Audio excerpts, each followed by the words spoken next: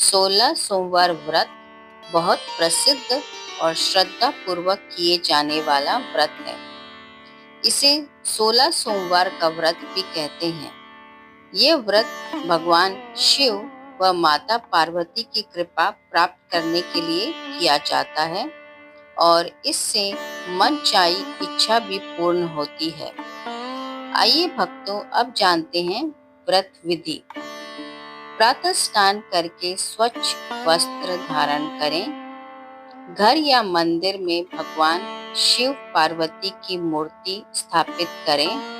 संकल्प लें, मैं भगवान शिव की कृपा से अपनी मनोकामना पूर्ण करने हेतु 16 सोमवार व्रत कर रहा या रही हूँ। भगवान शिव का पूजन करें। इसमें जल, गंगा जल, दूध, बेलपत्र, धतूरा, चंदन, अक्षत, धूप, दीप नैवेद्य चढ़ाएं। 16 सोमवार व्रत कथा का पाठ करें। रात्रि में एक समय फलाहार या साधारण भोजन करें। 16वें सोमवार को व्रत का उद्यापन करें। ब्राह्मणों व कन्याओं को भोजन कराएं और दक्षिणा दें। आइए भक्तों, अब सुनते हैं 16 सोमवार व्रत कथा। मृत्यु लोक में भ्रमण करने की इच्छा करके एक समय श्री भूतनाथ भगवान भोलेनाथ माता पार्वती के साथ मृत्यु लोक में पधारे। भ्रमण करते करते दोनों विदर्भ देश में अमरावती नाम की अति रमणीक नगरी में पहुंचे। अमरावती नगरी स्वर्ग से भी सुंदर, सभी प्रकार के सुखों से परिपूर्ण थी। उसमें वहां के महाराजा द्वारा बनवाया हुआ अति रमणीक शिवजी का मंदिर भी था। भगवान शंकर भगवती पार्वती के साथ उस मंदिर में निवास करने लगे। एक समय माता पार्वती जी भगवान भोलेनाथ को प्रसन्न देख मनोविनोद करने की इच्छा से बोली, हे महाराज, आज हम दोनों चौसर खेलेंगे। शिवजी ने प्राण प्रिय की बात को मान लिया और चौसर खेलने लगे। उसी समय मंदिर का पुजारी ब्राह्मण मंदिर में पूजा करने आया। माता पार्वती ने पुजारी से प्रश्न किया, पुजारी जी बताओ, इस बाजी में हम दोनों में से कौन जीता होगा?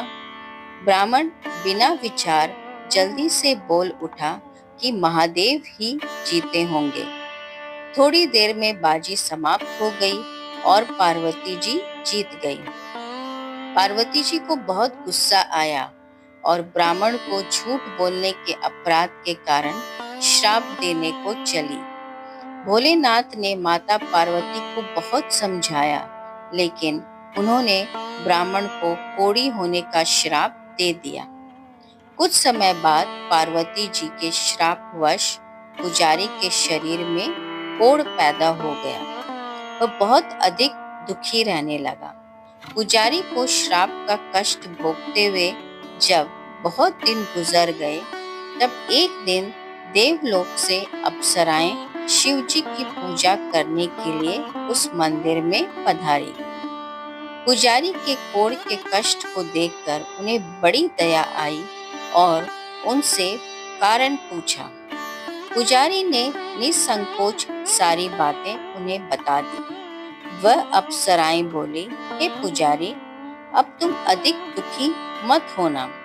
भगवान शिव तुम्हारे सारे कष्टों को दूर कर देंगे।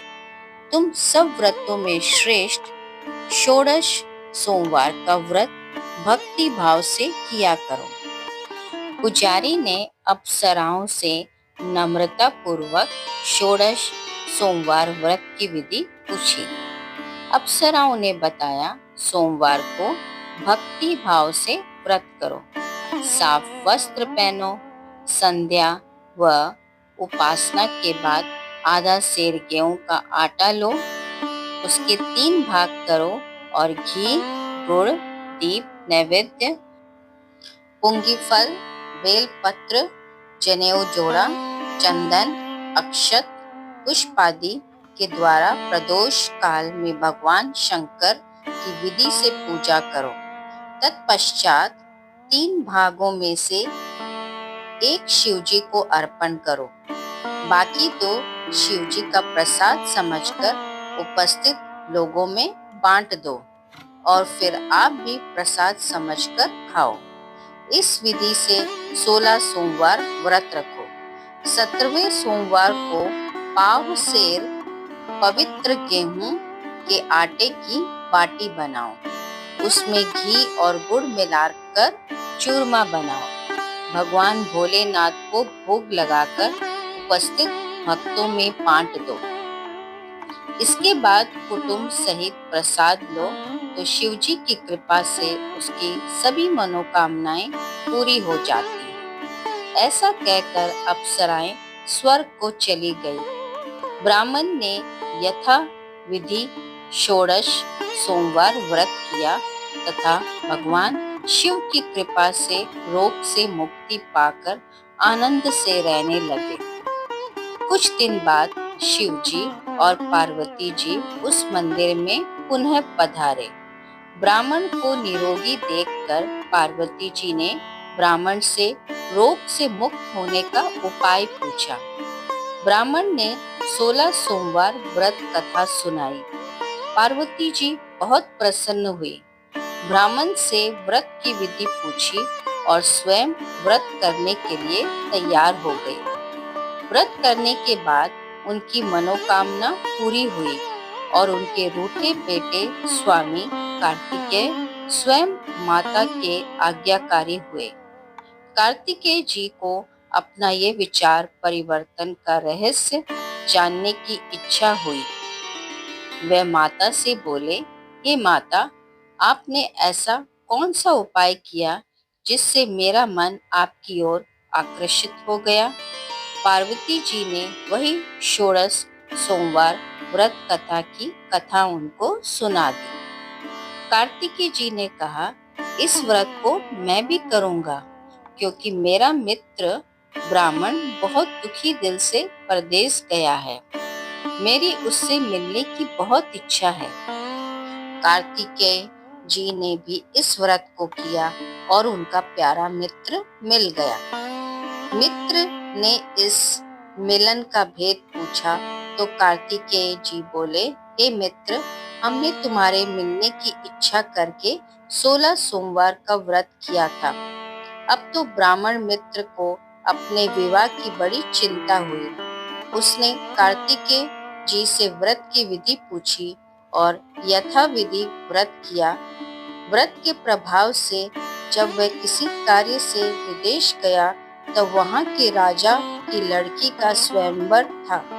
राजा ने प्रण किया था कि जिस राजकुमार के गले में सब प्रकार से श्रृंगारित हथनी माला डालेगी, मैं उसी के साथ अपनी प्यारी बेटी का विवाह कर दूंगा। शिवजी की कृपा से वह ब्राह्मण भी उस स्वयंवर को देखने की इच्छा से राज्यसभा में एक ओर जाकर बैठ गया। नियत समय पर हथनी आई और उसने जयमाला उस ब्राह्मण के गले में डाल दी। राजा ने अपनी प्रतिज्ञा के अनुसार बड़ी धूमधाम से अपनी कन्या का विवाह उस ब्राह्मण के साथ कर दिया और ब्राह्मण को बहुत सा धन और सम्मान देकर संतुष्ट किया। ब्राह्मण सुंदर राजकन्या को पाकर सुख से जीवन व्यतीत करने लगा। एक दिन राजकन्या ने अपने पति से प्रश्न किया, हे प्राणनाथ, आपने ऐसा कौन सा भारी पुण्य किया कि जिसके प्रभाव से हथनी ने सब राजकुमारों को छोड़कर आपको वरण किया? ब्राह्मण बोला, हे प्राण प्रिय, मैंने अपने मित्र कार्तिकेय जी के कथन अनुसार 16 सोमवार का व्रत किया था, जिसके प्रभाव से मुझे तुम जैसी रूपवान पत्नी प्राप्त हुई। इस व्रत की महिमा सुनकर राजकन्या को बड़ी हैरत हुई। वह भी पुत्र की कामना करके इस व्रत को करने लगी। शिवजी की दया से उसके गर्भ में एक अति सुंदर सुशील, धर्मात्मा और विद्वान पुत्र उत्पन्न हुआ। माता और पिता उस देव पुत्र को पाकर अधिक प्रसन्न हुए और उसका लालन पालन अच्छी प्रकार से करने लगे। जब पुत्र समझदार हुआ तो उसने एक दिन अपने माता पिता से प्रश्न किया, हे माँ, तुमने कौन सा व्रत और तप किया कि मेरे जैसा पुत्र तुम्हें प्राप्त हुआ? उसकी माता ने कहा, मैंने 16 सोमवार का व्रत किया था, जिसके कारण तुम मुझे प्राप्त हुए। पुत्र ने सब तरह के मनोरथ पूरे करने वाले इस सरल व्रत को सुना तो वह भी राज्याधिकार पाने की इच्छा से हर सोमवार को यथाविधि ये व्रत करने लगा। व्रत शुरू करने के बाद एक देश के वृद्ध राजा के दूतों ने आकर उसको राज्य कन्या के लिए वरण किया। राजा ने अपनी बेटी का विवाह ऐसे सर्वगुण संपन्न ब्राह्मण युवक के साथ करके बड़ा सुख प्राप्त किया। वृद्ध राजा के मृत्यु के बाद ब्राह्मण को सिंहासन पर बैठाया गया, क्योंकि राजा के कोई पुत्र नहीं था। राज्य का उत्तराधिकारी होकर भी वह ब्राह्मण पुत्र 16 सोमवार का व्रत करता रहा। जब 17वां सोमवार आया तो विप्र पुत्र ने अपनी प्रियतमा से पूजन सामग्री लेकर शिव पूजा के लिए शिवालय में चलने को कहा, परंतु उसकी पत्नी ने उसकी आज्ञा की परवाह न की। दास दासियों द्वारा सब सामग्रियां शिवालय में भिजवा दी, परंतु स्वयं नहीं गई। जब राजा ने शिवजी का पूजन समाप्त किया तब आकाशवाणी हुई, हे राजा, अपनी इस रानी को राजमहल से निकाल दे, नहीं तो ये तेरा सर्वनाश कर देगी। ये आकाशवाणी सुनने के बाद राजा के आश्चर्य का ठिकाना न रहा। राजा ने अपने सभासदों को बुलाकर कहा, मंत्रियों, मुझे आज शिवजी की आकाशवाणी हुई है और कहा कि राजा, तू अपनी इस रानी को राज्य से निकाल दे, नहीं तो तेरा सर्वनाश कर देगी। राज्य के मंत्री और सभासद आदि सब विस्मय और दुख में डूब गए, क्योंकि जिस कन्या के कारण उससे राज्य मिला था, राजा उसी को निकालने की बात कह रहे थे। ये कैसा हो सकता है? पर राजा ने मंत्रियों की परवाह नहीं की। उसने अपनी पत्नी को राजमहल से निकाल दिया। रानी दुखी हृदय से भाग्य को कोसती हुई राज्य से बाहर चली गई। बिना पदत्राण, फटे हुए वस्त्र पहने, भूख से दुखी हृदय से भाग्य को कोसती हुई चली जा रही थी कि उसको अचानक एक बुढ़िया मिली जो सूत काट कर बेचने जाती थी। रानी की करुण दशा देखकर वह बोली, चल तू मेरे साथ सूत बिकवा दे, मैं बूढ़ी हो गई हूँ। ये बात सुन रानी ने बुढ़िया के सिर से सूत की गठरी उतारकर अपने सिर पर रख ली। थोड़ी देर बाद आंधी आ गई और बुढ़िया का सूत पोटली सहित उड़ गया। बेचारी बुढ़िया पछता रही थी, उसने ऐसा क्यों किया। उसने रानी को अपने से दूर रहने को कहा। इसके बाद रानी एक तेली के घर गई तो शिवजी के प्रकोप के कारण तेली के सभी मटके उसी क्षण चटक गए। तेली ने भी रानी को अपने घर से निकाल दिया। बहुत से दुख उठाते रानी एक दिन नदी के किनारे गई तो नदी का सारा जल सूख गया। उसके पश्चात रानी एक जंगल में गई। वहां सरोवर में पानी पीने गई तो उसके हाथ के स्पर्श होते ही सरोवर का नील कमल के समान जल असंख्य कीड़ों में होकर गंदा हो गया। रानी ने भाग्य पर दोषारोपण करते हुए उस जल को पीकर पेड़ की शीतल छाया में विश्राम करना चाहा, परंतु वह जिस पेड़ के नीचे विश्राम करती उस पेड़ के पत्ते तुरंत टूटकर गिर जाते थे। वन सरोवर जल की ऐसी दशा देख गऊ चराते ग्वालों ने अपने गोसाई जी से, जो उस जंगल में स्थित मंदिर में पुजारी थे, ये बात बताई। गोसाई जी के आदेश अनुसार ग्वाले रानी को पकड़कर गोसाई जी के पास ले आए। रानी की मुख कांति और शरीर शोभा देख गोसाई जी ने ये जान लिया कि ये अवश्य ही कोई विधि की गति की मारी कुलीन स्त्री है। पुजारी ने रानी से कहा, पुत्री, मैं तुमको अपनी पुत्री के समान रखूंगा। तुम मेरे आश्रम में आकर रहो। मैं तुम्हें किसी प्रकार का दुख नहीं होने दूंगा। गोसाई जी के वचन सुनकर रानी को धीरज हुआ। वह आश्रम में रहने लगी। रानी जो भोजन बनाती उसमें कीड़े पड़ जाते, जल भर कर लाती उसमें भी कीड़े पड़ जाते। रानी की ये दशा देख गोसाई जी भी बड़े दुखी हुए और रानी से बोले, हे पुत्री, तुम्हारे ऊपर कौन से देवता का प्रकोप है जिससे तुम्हारी ऐसी हालत हुई है। पुजारी जी की बात सुनकर रानी ने शिवजी महाराज के पूजन का बहिष्कार करने की बात बताई तो पुजारी जी शिवजी महाराज की अनेक प्रकार से स्तुति करते हुए रानी से बोले कि पुत्री, तुम सब मनोरथ पूरे करने वाले 16 सोमवार व्रत को करो।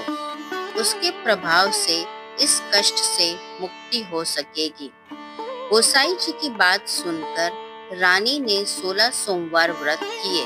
17वें सोमवार को विधि विधान सहित पूजन किया।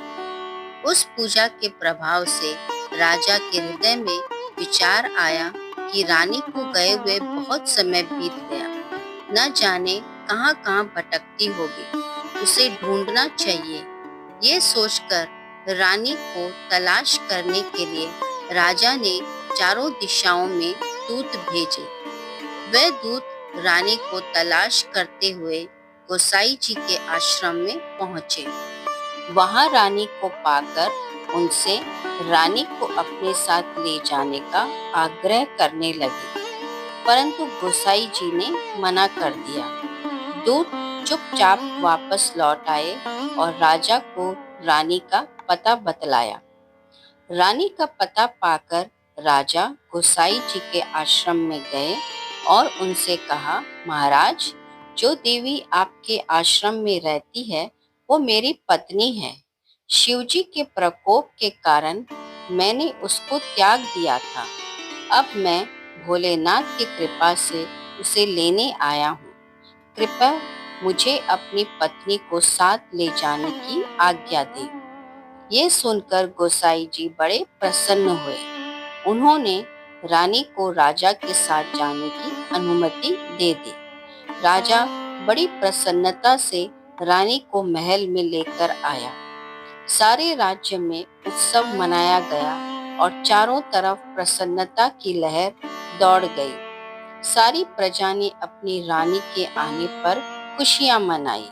राजा और रानी फिर नियम पूर्वक 16 सोमवार के व्रत का पालन करते हुए बहुत समय तक आनंद पूर्वक भूलोक पर निवास करते रहे।